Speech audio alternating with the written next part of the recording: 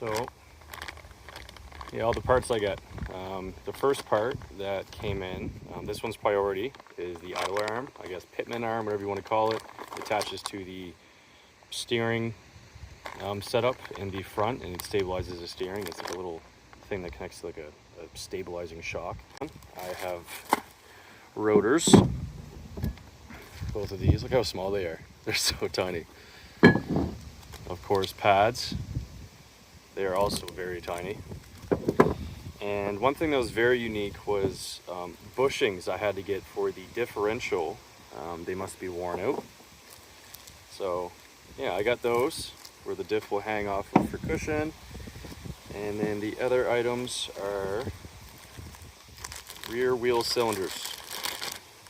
So I was told that the drums and the brakes themselves are fine in the back. However, the cylinders need work. So that's where these are. Honestly, for all the stuff I got, I think it was a pretty good price. I think I paid it. I didn't even pay $1,000 for it all. It was really awesome, really good price. Shout out to Rocky Mountain Imports. Great work, great to work with, and super fast. And for anyone who's Indigenous out there, they do honor status cards, thankfully. So yeah, it's good to work. So unfortunately, because I have a flat tire here and I have it in my yard, I am unable to take it to the shop so I can work on this in a garage. But where this will be attaching is right here. This piece will come off, this piece will come off, and this is what we're replacing right there. It's probably good I'm doing this underneath on the ground underneath the truck like this anyway, for anyone who wants to get one of these little toys and doesn't have the facilities or equipment to work on them properly. So anyway, first things first, we got to get these pins out. I'm going to try a mixture of these things right here and these, if I can get them off.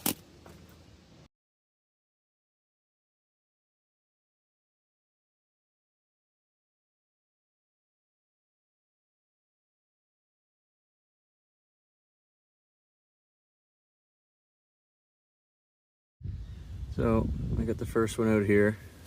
That swings free. Just keep in mind, for mine, when I took it out, the bolt was facing down this way, so I had to take this off the bottom. And it's a square end at the top, so you're gonna need vice grips or some sort of tool. I use vice grips to get it off.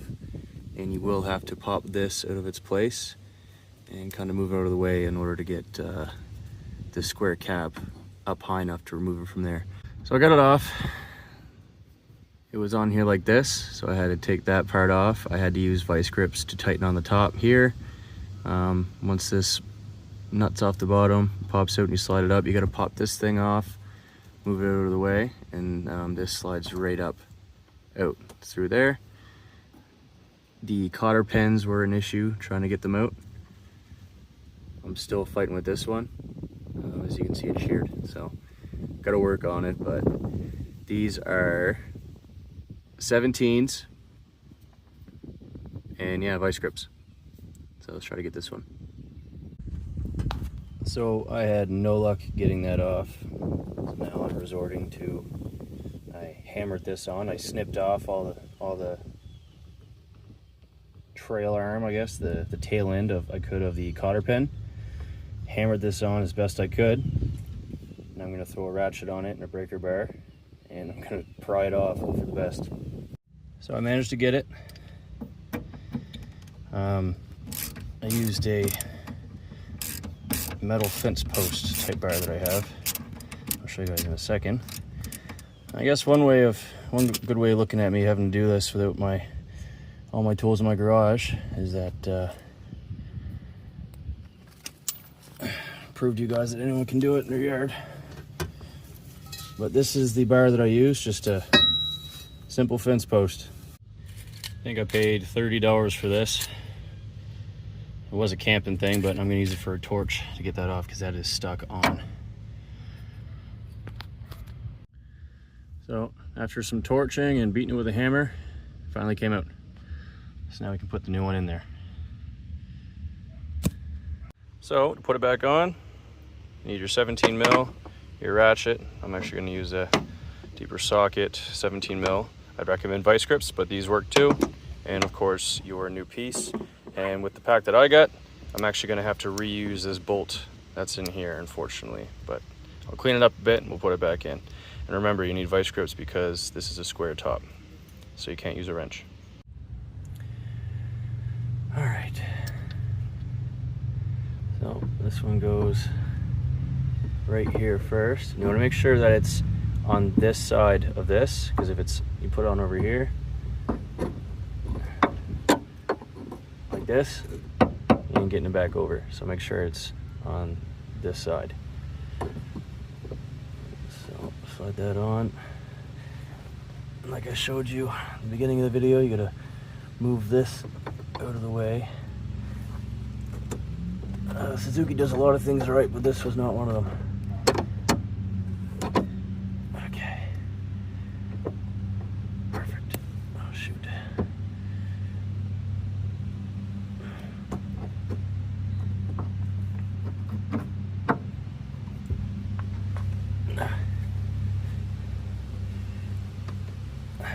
You can see where it's just slightly off there. I'll keep working at it. As soon as I'd stopped that video, I realized I'm fixing the pitman arm for the steering system, right? So I just went up in the cab, turned the steering wheel around left and right until it shimmied into place. Simple as that. That's all you gotta do. So yeah, after that you just tighten these on, cotter pin that. You should cotter pin this one too. I gotta go get one tomorrow. Put this bolt on, tighten it with a ratchet. There you go.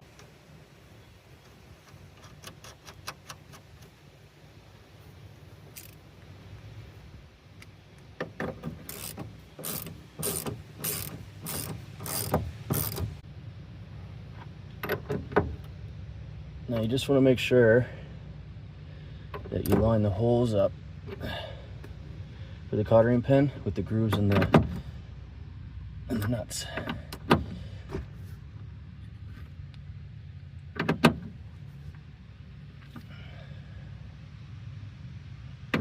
Almost got it.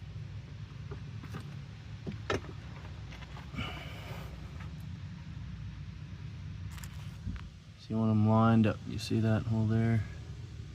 And that one, you want them lined up like that. You can slide the cottering pin through.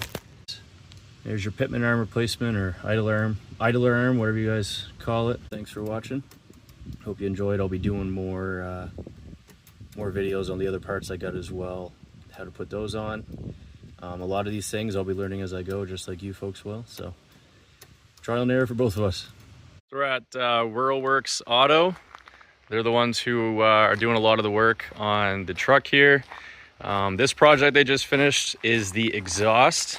The rest will be happening next week when I get the parts in. But you can see under there what they did. Ran it under. Nothing else has been done yet. Paint job, obviously, but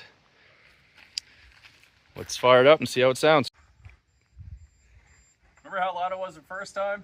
Let's see how loud it is now.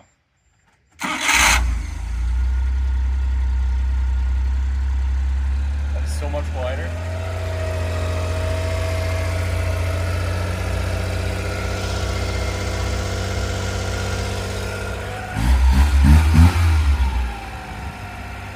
Way better.